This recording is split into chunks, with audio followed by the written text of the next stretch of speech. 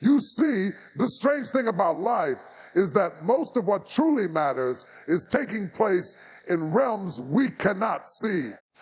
Back away from it. We walk through our days looking at what's right in front of us, thinking that's all there is, when in fact the greater work is happening in the quiet and invisible places where God's hand moves without announcement.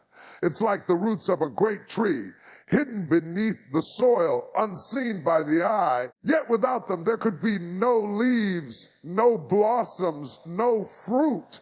Right now, you may feel like nothing is shifting. The phone doesn't ring and the message doesn't come, and the distance between you, that person feels like a wall made of stone. But if you could see into the spiritual, you would know that the wall is already cracking. God does not operate on our schedule or by our need for constant updates. He works like the tide, coming in quietly, pulling things toward you long before ever notice the waves have reached your feet. That person's heart, though far from you now, is not untouched. God is arranging conversations they never planned to have, moments that remind them of you when they least expect it, and circumstances that stir something deep inside, something they can't shake. It's not manipulation, it's not force. It's a gentle divine orchestration, the kind of work that only a loving creator can do. Sometimes the most powerful changes begin in silence. Think of how a seed germinates the soil. It swells, it splits, it pushes downward and a stem upward, but all of this happens in complete darkness, away from the gaze of the world. God is doing something just like right now. You can't see it, but it's happening. And if you judge the situation by what your eyes can see alone, you might think nothing is alive, when in truth, life is already on its way to breaking the surface. We have this habit, don't we? We look for proof and back from it. We want signs that things are moving, that prayers are working, that promises are on the brink of fulfillment, back from it. And when we don't get those signs on our timeline, we think maybe we're wrong, maybe it's over, maybe nothing is happening, but that's just the surface talking. God's way is different. His work is often invisible until the moment it bursts forth in such a way that no one can deny it was him all along. There is a tenderness to how he works. If he showed you every detail right now, it would ruin the surprise, the beauty, the miracle of it all. Instead, he lets it build quietly until the timing is so perfect that when it happens, you will know this was no accident, this was no coincidence, this was no human effort. This was the hand of God. And here's the beauty: while you wait, you're not waiting in vain. Every moment that feels like delay is actually preparation, not just for them, but for you. While he's working in their heart, he's also shaping yours. While he's bringing them into alignment, he's making sure you're ready to receive them in a way that honors him. Nothing is wasted. So even if your days seem still, even if your nights feel long, don't let the absence of visible change make you believe nothing is happening. The most extraordinary moves of God often start in the quiet where no one is watching. And by the time they're visible, they're unstoppable. The truth is, he's already moving. The story is already unfolding. And sooner than you think, you'll see what he's been doing all along, turning the unseen into the unforgettable. It's a curious thing, regret. At first, it doesn't arrive like a thunderclap. No, it seeps in like water through a crack. Slow, almost unnoticeable, until one day it's everywhere. That person who once thought they could walk away without a second thought is now living with a quiet, persistent H. And they may not talk about it to anyone. They may even try to hide it from themselves. But deep in their spirit, they know something is missing. And what's missing is you. You see, when someone has been part of your life in a way that touches the soul from it, they don't simply vanish from the heart when they walk away. The mind may try to rationalize it, to convince itself that it was for the best, that they can move on and be fine, but the heart knows better. The heart remembers. The heart feels the gap. And no amount of distraction, success, or business can truly fill it.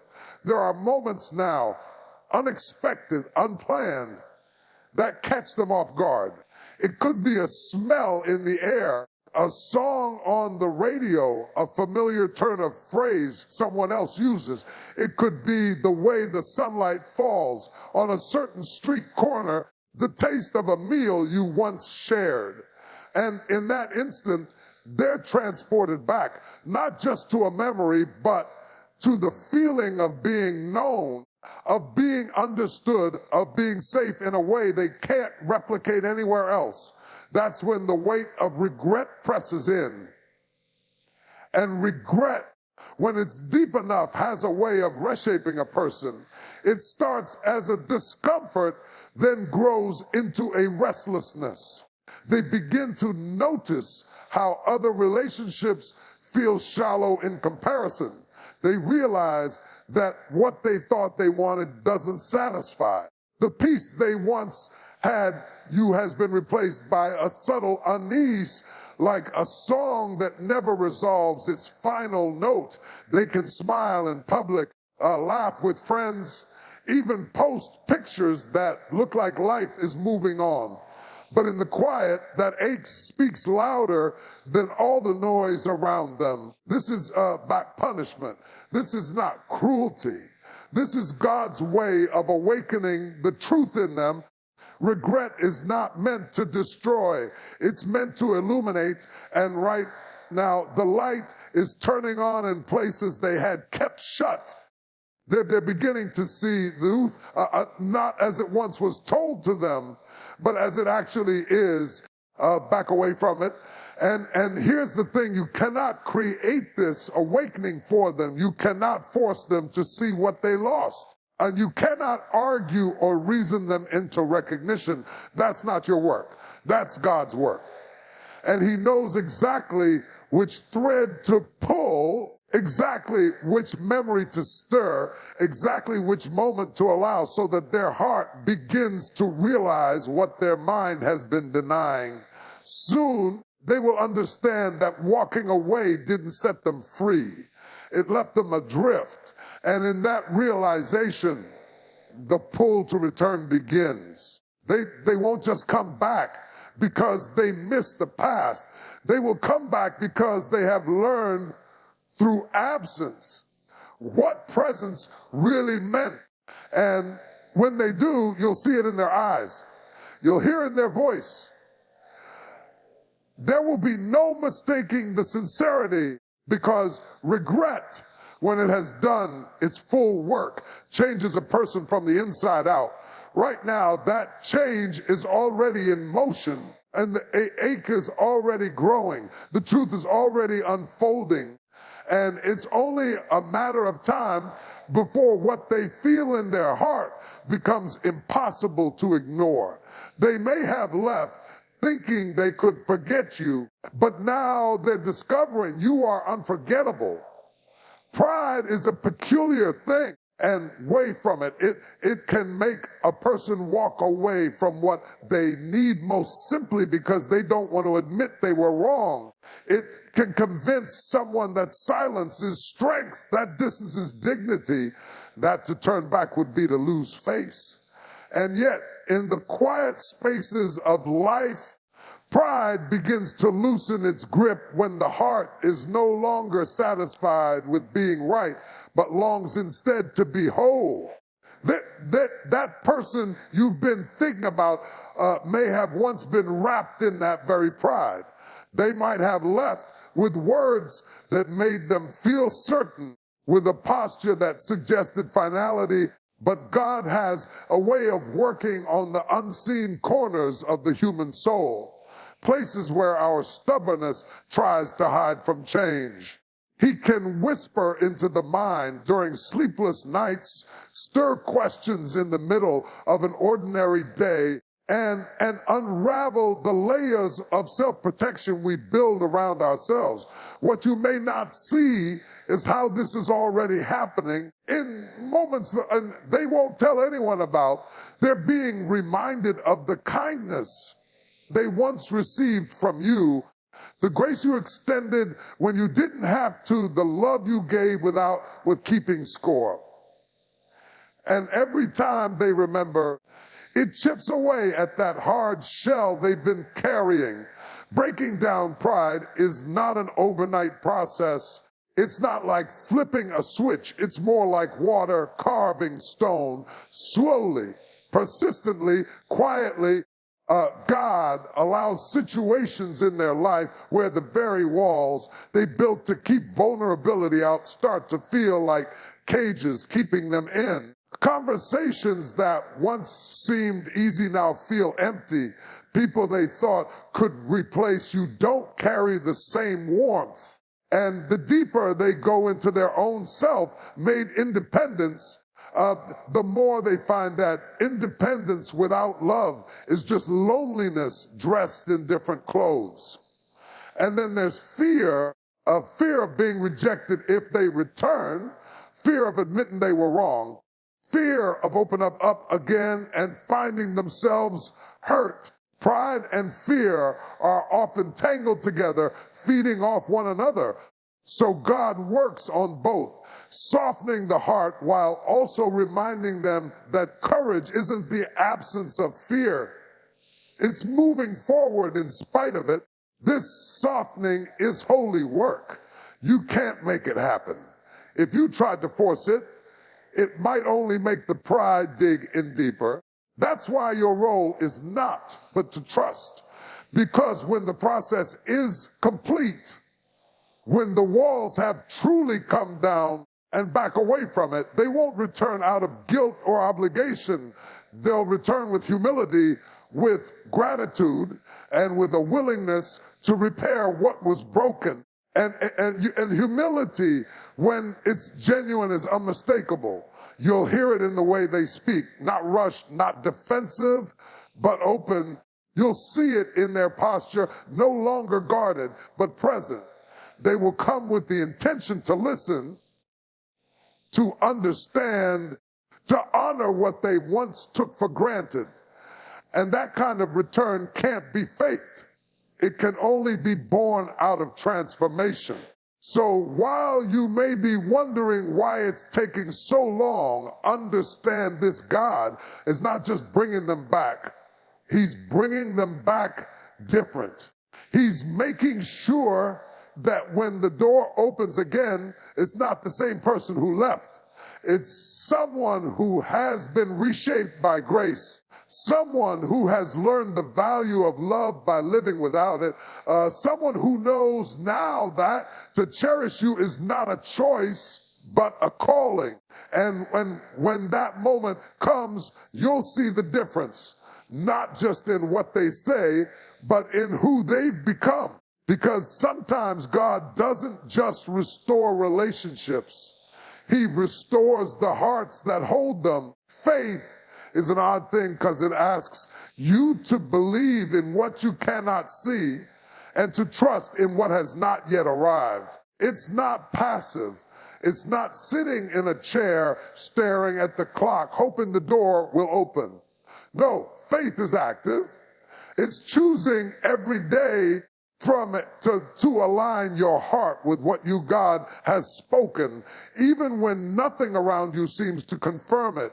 It's deciding that the absence of evidence is not evidence of absence. Right now, you're in a season where God is doing something both in and in you. And though your eyes may be fixed on their return. His eyes are fixed on your preparation. He is shaping your patience, strengthening your spirit, and teaching you to anchor yourself in his presence rather than the outcomes you desire. Because the truth is, if your peace depends on another person's actions, then your peace will always be fragile. But if your peace is rooted in him, then it can't be taken from you. Fear has a way of whispering all the what ifs. What if they never come back? What if they've forgotten you? And what if the story ends here? And if you listen long enough to those whispers, you'll find yourself shrinking your hope to avoid disappointment.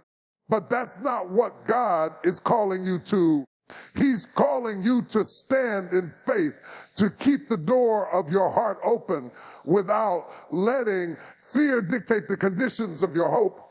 You see, your trust in this season is not just a bridge to the promise. It's part of the transformation. The waiting is not wasted.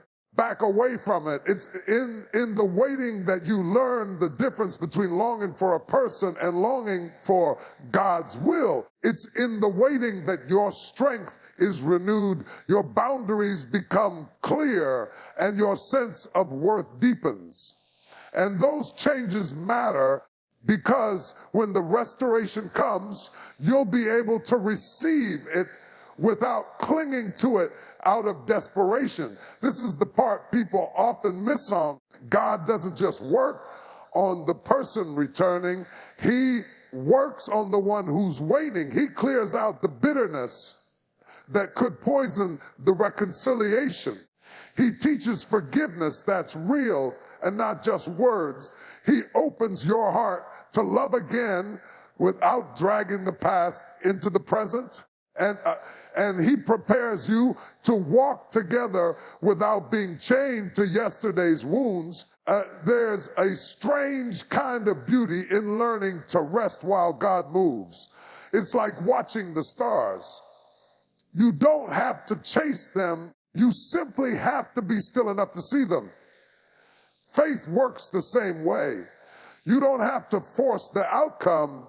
You just need to stay in position, keeping your spirit open and your heart tender so that when the answer comes, you're ready to step into it without hesitation. This doesn't mean pretending the wait is easy. It doesn't mean you ignore the H or act like you're unaffected. It means you choose to place that in God's hands every single day, trusting that he knows exactly when, how to bring the fulfillment, because his timing isn't random. It's precise. And when the moment arrives, it will make sense in a way that it never could have if it had happened sooner. So for now, let your faith be bigger than your fear. Let your trust be deeper than your need for proof. Stand rooted even when the wind blows. Because this, more than waiting for someone to return, it's becoming the person you're meant to be when they do. And when they finally come back, you won't just be glad they returned. You'll be glad you became who you are while they were gone. It's human nature to want things now. Back from when you've prayed, when you've hoped, when you've believed, there's a part of you that feels the answer should come quickly, as though faith is some kind of transaction. Ask and instantly receive. But God doesn't work like a vending machine. His timing is not about convenience. It's about completion. He's not just trying to deliver what you want. He's making sure it arrives in the shape it's meant to be. In the moment, it will last. You might look at the days and weeks and months and think the delay means he's forgotten, but a delay is not a denial. It's a refinement. Think of a fruit picked too early. It might look ripe on the outside, but the inside is still bitter, still hard. God is ensuring that what's returning to you is not immature, not half-formed, not driven by impulse. He's making sure it's seasoned, tested, ready to endure. Right now, there's a process unfolding that's not meant to be rushed. He is arranging circumstances that will leave no room for uncertainty.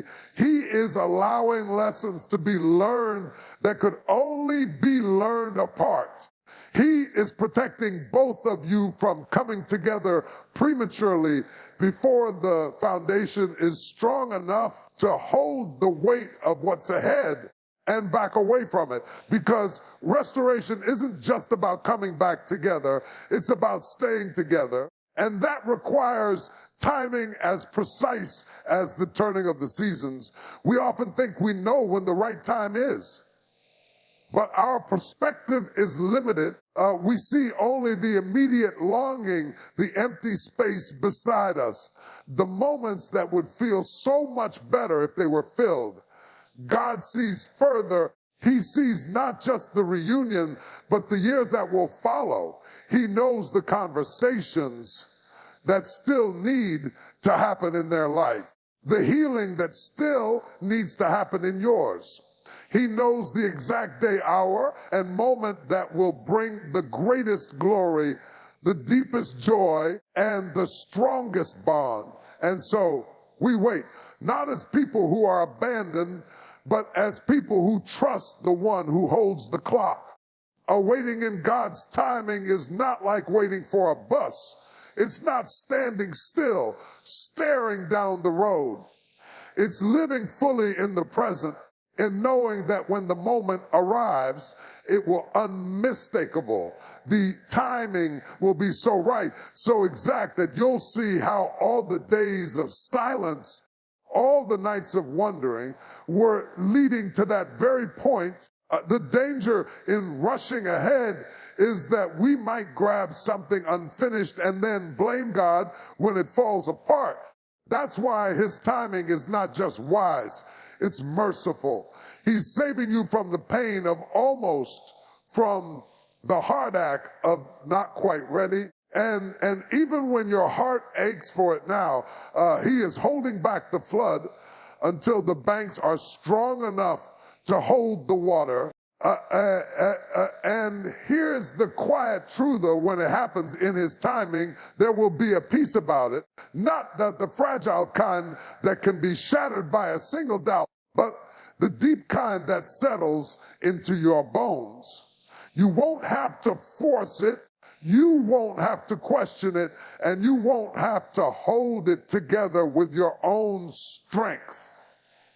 It will stand because he built it to. So let the clock run in his hands. Let the days pass without panic. Let the process take as long as it needs, because when the moment comes, you'll know. You won't just be ready for it. It will be ready for you. And when it finally arrives, you'll see that it didn't come late at all. It came right on time.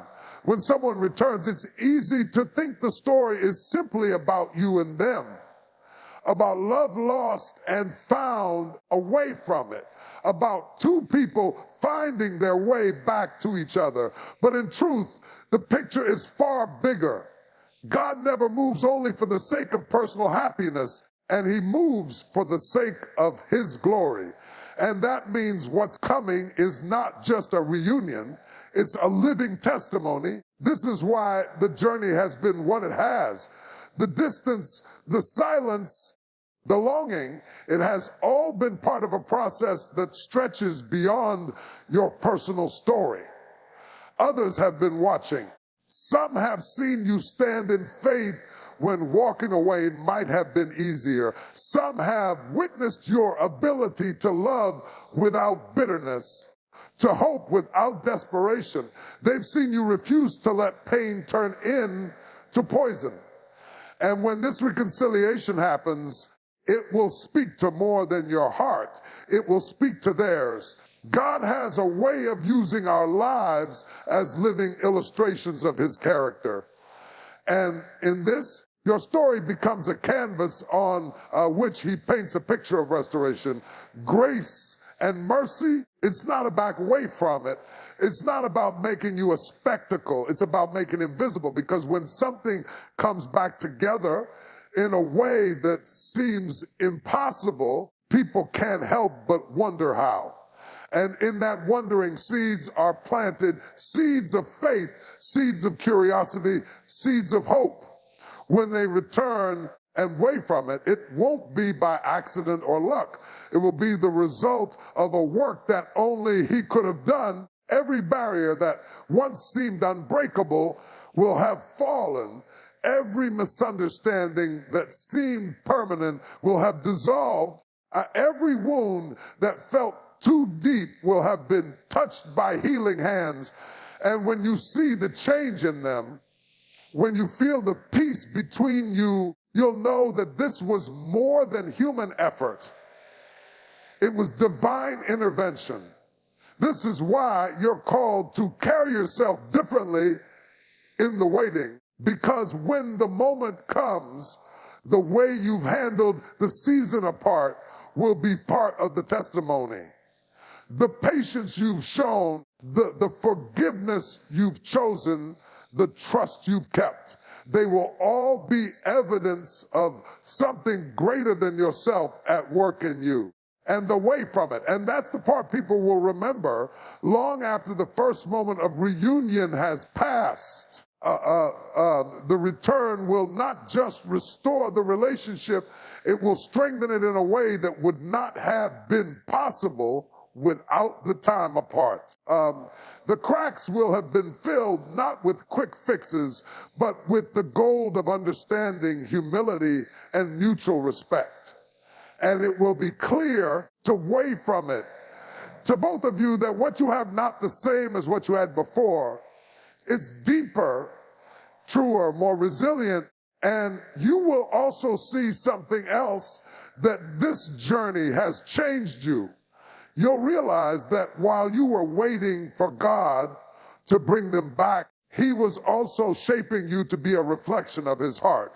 That's the real beauty of his work. He never restores just one thing. He restores many things, often at once. So when this moment comes, don't just see it as the end of the wait. See it as the unveiling of what he's been doing all along. Recognize it as something holy, something meant not just for you, but for anyone who needs to know that God can breathe life into what feels gone and make whole what seems broken beyond repair. Because in the end, this isn't just your happy ending. It's his story being told through your life. And when that happens, you'll understand the miracle was never just about them coming back. It was about showing the world that nothing in God's hands is ever truly lost.